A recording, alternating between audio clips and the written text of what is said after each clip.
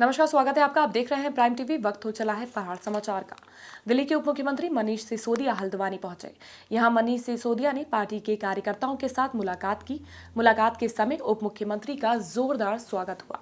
हल्द्वानी में जनसंवाद के कार्यक्रम के दौरान डिप्टी सीएम ने लोगों के सवालों का जवाब दिया। यहाँ बीजेपी पर निशाना साधते हुए उन्होंने कहा कि आगामी विधानसभा चुनाव में हमारी ही पार्टी जीतेगी और उन्होंने साफ कहा है कि आगामी चुनाव में आप पार्टी की जीत होगी। लेकिन उस टैक्स को इकट्ठा करने में भी चोरी हो रही है और उसको खर्च करने में चोरी हो रही है। दिल्ली में भी यही हो रहा था। दिल्ली की सरकार ने पहले यही रोकते रहती थी, हमारे पास पैसा नहीं। कांग्रेस की सरकार ने भी रोकी थी, बीजेपी की रोकी। आज नगर निगम में दिल्ली में बीजेपी की सरकार है, यही रोना हो रही है। पिछले 5 साल से हमने टैक्स की कमी का रोना नहीं रोया। हमने कहा कि जनता इकट्ठा पैसा दे रही है, उसको ईमानदारी से इकट्ठा करो, ईमानदारी से खर्च करो। आज सरकार के पास खूब पैसा रहा है। अभी तो कोविड की वजह से, लॉकडाउन की वजह से बहुत सारे चैलेंजेस हैं, लेकिन केजरीवाल जी का एकमात्र जो सबसे बड़ी अगर देखो ईमानदार राजनीति होती है तो लोगों का टैक्स का पैसा अपने आप में पर्याप्त पड़ता है, पैसे की कमी नहीं होती है। और जहां तक आपने दिल्ली का कहा, दिल्ली में तो केंद्र सरकार केवल और केवल 325 करोड़ रुपए देती है साल में, जबकि उत्तराखंड को तो कम से कम 20-25 हजार करोड़ रुपए देती है। पहाड़ों में बर्फबारी को लेकर मौसम विभाग ने चेतावनी दी थी और मौसम विभाग के अलर्ट के बाद चमोली सहित कई इलाकों में देर रात बर्फबारी और बारिश हुई। बर्फबारी के बाद चमोली में सफेद चादर से पूरा इलाका ढक गया। चारों ओर केवल बर्फ ही बर्फ नजर आ रही है। चमोली के साथ बद्रीनाथ धाम, हेमकुंड साहिब और औली में जमकर बर्फबारी हो रही है। औली में बर्फ गिरते ही सैलानियों का तांता भी लग चुका है। यहाँ 100 से अधिक सैलानी सैर सपाटा करने के लिए पहुंच चुके हैं। देखिए, जैसे कि नवंबर में हमारा 2 स्नोफॉल हुए थे और दिसंबर मंथ का ये पहला स्नोफॉल है और आज काफ़ी अच्छा रिस्पांस मिला है हमको। टूरिस्ट समय सुबह से ही काफ़ी लगातार टूरिस्ट बढ़ ही रहे हैं। 100 टूरिस्ट अभी 12 बज रहे हैं और 100 टूरिस्ट हमने लगभग भेज चुके हैं और अभी भी टूरिस्ट कई हैं जो अपने वेटिंग में हैं। और लगभग औली में इस टाइम 6 इंच के करीब स्नो पड़ चुकी है और आज उम्मीद करते हैं कि पूरी रात तक काफ़ी 1-1.5 फीट तक हो जाएगी। भारत निर्वाचन आयोग के दिशा निर्देशों के अनुसार नरेंद्र नगर में एसडीएम ने निर्वाचन नामावली सूची के पुनर्निरीक्षण के लिए तहसील में अधिकारियों के साथ बैठक की। इस बैठक में एसडीएम ने निर्देश देते हुए कहा कि हर मतदाता का नाम मतदाता सूची में अंकित किया जाएगा। महिलाओं को नामांकन सूची में नाम दर्ज करने के लिए विशेष तौर पर प्रेरित किया जाएगा। एसडीएम ने यह भी कहा कि त्रुटिपूर्ण नामों को भी संशोधित किया जाएगा। भारत निर्वाचन आयोग द्वारा जो मतदाता जागरूकता अभियान चलाया जा रहा है, उसके संबंध में तहसील प्रशासन द्वारा यहाँ पर एक मीटिंग बुलाई गई और इसमें दिशा निर्देश जो भारत निर्वाचन आयोग के, जिसमें 18 साल की उम्र के जो भी मतदाता जिनके नाम छूट रहे होंगे, जिनके नाम चढ़ाने होंगे, नाम इसमें चढ़ाए जाएंगे और ये 15 तारीख तक का इसमें बताया गया है। और हमारी पार्टी भी निरंतर इस प्रयास में लगी रहती है कि नए से नए जितने भी मतदाताओं का नाम चढ़ाया जाए, खासकर महिला मतदाताओं को नाम इसमें चढ़ाया जाए ताकि मतदाता प्रतिशत महिलाओं का बढ़े। भारतीय निर्वाचन आयोग के निर्देशों के क्रम में इस टाइम पे विशेष संक्षिप्त पुनरीक्षण स्पेशल समरी रिवीजन का कार्यक्रम चलाया जा रहा है, जिसका पर्पज़ है कि हमारी इलेक्टोरल लिस्ट प्योरीफाई हो, हमारी मतदाता सूची शुद्ध बने। इसके अंतर्गत जो नए मतदाता होते हैं जो 18 साल की उम्र अटेन कर रहे हैं एज ऑन 1 जनवरी 2021, उनका नाम जोड़ा जाएगा। वो मतदाता जिनका नाम अभी तक दर्ज नहीं हो पाया है और 18 साल की आयु पूर्ण कर चुके हैं, उनका भी नाम जोड़ा जाएगा। जिनका नाम करेक्शन होना है, कुछ नाम में या कुछ और डिटेल्स में कोई गलतियां हैं, वो करेक्ट की जाएंगी। और जिनको नाम काटवाना है, जिनका डेथ हो गई है या किसी टाइप का और केस है, उनका नाम काटा जाएगा। इसके लिए 16 नवंबर से ये कार्यक्रम शुरू हुआ था और 15 दिसंबर 2020 तक इसकी अंतिम तिथि है। पौड़ी गढ़वाल में नए बस अड्डे के पास बनाए गए 100 बेड वाले रैन बसेरे की हालत बेहतर करने की कोशिश की जा रही है। श्रीनगर विधायक धन सिंह रावत ने इसके लिए पहल शुरू कर दी है। उन्होंने रैन बसेरे को बेहतर बनाने के लिए 35 लाख रुपए की धनराशि दी। ठंड भी शुरू हो गई है, ऐसे में रैन बसेरे की हालत में सुधार होने से बेसहारा और बेघर लोगों को फायदा मिलेगा।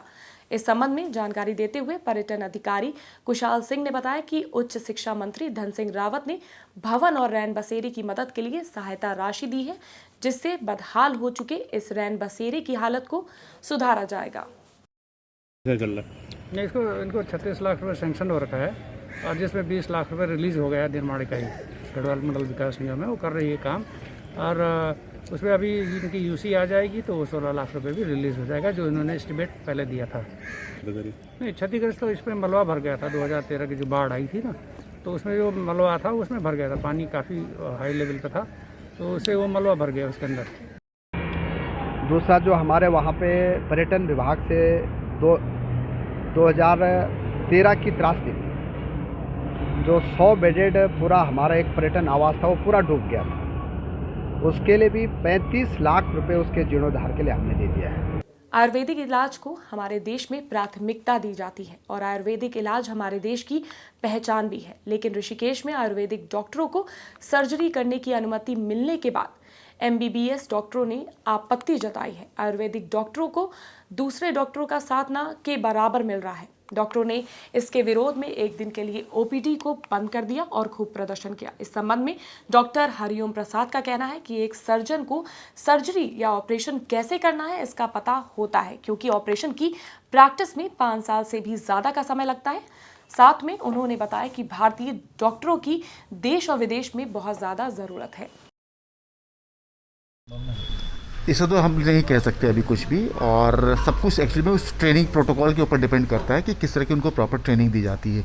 क्योंकि सबसे इम्पॉर्टेंट है कि यहाँ पे आप सिर्फ सर्जरी नहीं, सर्जरी के साथ साथ बहुत सारी चीज़ें होती हैं, उनके बारे में भी ज्ञान प्राप्त करना बहुत ज़रूरी है, जिसको कि हम लोगों ने अपने 5 साल के MBBS के कोर्स के दौरान सीखा होता है। देखिए, बहुत ज़्यादा तो ऐसी बात नहीं होती है, पर ये है कि थोड़ा सा हमें ख़राब ये लगता है कि यहाँ पे हमारी जो ये मिक्सोपैथी चल रही है ना, ये चीज़ थोड़ी सी गलत है। आज की तारीख में आप वर्ल्ड में आप चले जाइए, इंडियन डॉक्टर्स की बहुत ज़्यादा डिमांड है, सिर्फ इसलिए कि हम लोग अपने वर्क को बहुत डेडिकेटली करते हैं, बहुत अच्छे से करते हैं। इसलिए वर्ल्ड में आज भी आप देखिए कि जो फर्स्ट लंग ट्रांसप्लांट हुआ है वर्ल्ड में, वो इंडियन डॉक्टर्स ने किया है। तो अगर कहीं ना कहीं मतलब हम लोगों की जो अपनी विधा है उसमें हम लोग ख्याति प्राप्त है। तो जो ये मिक्सोपैथी करके जा रहे हैं ना, तो इससे क्या है कि इंटरनेशनली भी बहुत ख़राब इमेज जा रही है। आप समझ रहे हैं? तो हम ये चाहते हैं कि आप आयुर्वेद में आयुर्वेद को बढ़ाइए, हमारे एलोपैथ में एलोपैथ को बढ़ाइए। आप दोनों को मिक्स करेंगे ना, तो वो चीज़ें थोड़ी सी गलत होगी। कृषि कानूनों को लेकर किसान और सरकार के बीच तनाव बढ़ता ही जा रहा है। इसी कड़ी में रुड़की में भारतीय किसान यूनियन ने टोल प्लाजा पर विरोध प्रदर्शन किया। प्रदर्शन करने वाले किसानों ने टोल प्लाजा को फ्री करने और काले कानून को वापस कराने की मांग की। इसी के साथ प्रदर्शनकारी किसानों ने PM के नाम संबोधित एक ज्ञापन CO को सौंपा। इस दौरान पुलिस बल मौके पर मौजूद रहा। सरकार से मांग की गई कि वो किसानों की परेशानियों को और ना बढ़ाए और इस समस्या का जल्द से जल्द हल निकाला जाए। ये भारतीय किसान यूनियन टीकैत ग्रुप के द्वारा जो इनके अध्यक्ष प्रदेश अध्यक्ष डॉक्टर विजय शास्त्री के नेतृत्व में किसान बैठे हुए थे टोल प्लाजा पे, और इनका आज राष्ट्रीय काल था, उसी के संदर्भ में किसानों से वार्ता करी गई है। वो हमारी बात को समझे हैं और उनके द्वारा ज्ञापन दिया गया। ज्ञापन लेकर के उचित माध्यम से ज्ञापन को ऊपर भेज दिया गया है। अब जो प्रदर्शन था किसानों का वो समाप्त हो चुका है और फिर ट्रैफिक भी हो गया, कोई दिक्कत नहीं। ये हमारा जो लगभग 15 दिन से किसानों का आंदोलन दिल्ली में चला हुआ, ये जो कोरोना काल में सरकार ने 3 बिल पास किए थे किसान विरोधी, उन्हें लेकर हमारा धरना चल रहा है। हरियाणा, पंजाब, राजस्थान, उत्तराखंड, UP सब दिल्ली के बॉर्डरों पर हमारा धरना जारी है। तो हमारा 8 तारीख में पूरा भारत बंद करा गया था। आज हमारे ये टोल फ्री रखे गए। 14 तारीख में जिला अधिकारी कार्यालयों पर प्रदर्शन करके ज्ञापन दिया जाएगा। जब तक ये कानून सरकार वापस नहीं लेगी, किसान इसी तरीके से जगह जगह धरना प्रदर्शन करते रहेंगे और हमारे आंदोलन जारी रहेंगे। हमारा सरकार से निवेदन ये है कि जिस तरीके से सरकार ने अपने मंत्रियों की विधायकों की तनख्वाह दुगुनी कर दी, अन्य चीज़ की महंगाई बढ़ गई, तो किसानों की फसलों के रेट भी 2 गुने करे जा। किसानों को लोन नहीं चाहता, 2000 रुपये में किसानों का कुछ नहीं हो रहा। लेकिन ये जो सरकार है, ये डबल इंजन की सरकार पूर्ण रूप से फेल है। ये किसान और मजदूर विरोधी है और जब तक ये कानून वापस नहीं होगा, हमारी फसलों के रेट नहीं बढ़ेंगे। किसान इसी तरीके से आंदोलन करते रहेंगे। आगे सरकार अगर आपके चमोली के विकास खंड इलाके में दुरुस्त सड़क न होने की वजह से एक बीमार महिला को इलाज के लिए लाठी का सहारा लेते हुए अस्पताल तक पहुंचना पड़ा। इस दौरान बीमार महिला की ग्रामीणों ने मदद की और 16 किलोमीटर पैदल चलकर अस्पताल में पहुंचाया गया। महिला का अभी भी इलाज चल रहा है, लेकिन ग्रामीणों ने आरोप लगाते हुए कहा कि इलाके के लोगों को इलाज के लिए हर समय काफी दूर जाना पड़ता है। प्रशासन से सड़क बनवाने के लिए गुहार लगाई गई है, लेकिन उनकी गुहार पर कोई सुनवाई नहीं हुई। सितारगंज में 5 सूत्रीय मांगों को लेकर नगर पालिका परिसर में आज 23वें दिन भी धरना प्रदर्शन जारी रहा। पालिका अध्यक्ष हरीश दुबे के पीठ में दर्द की शिकायत होने पर उन्हें अस्पताल में भर्ती कराया गया।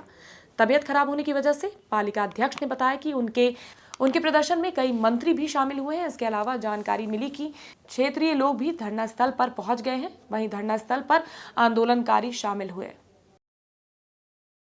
है कि 23 दिनों से जो है हम लोग यहाँ पर दिन रात जो है धरना चलाए हुए हैं। रात में यहाँ पर मौसम परिवर्तन के कारण मेरी पीठ में दर्द भी हो गया था, जिसको लेकर डॉक्टरों की एक टीम आज पहुँची थी मुझे देखने के लिए, और जिन्होंने बताया कि जो ये बढ़ती हुई ठंड है इससे बचने की हिदायत दी है मुझे। और दूसरा आप देखें समर्थन की बात, तो समर्थन लगातार जो है कि लोग यहाँ पर दे रहे हैं। पूर्व प्रधान, वर्तमान प्रधान, पूर्व विधायक और तमाम सारे प्रतिनिधि, हमारे सारे अन्य जो है कि नगर पालिकाओं के अध्यक्ष, सभी लोग यहाँ पर समर्थन दे रहे हैं। धीरे धीरे आपने देखा होगा ये जन आंदोलन बन गया है।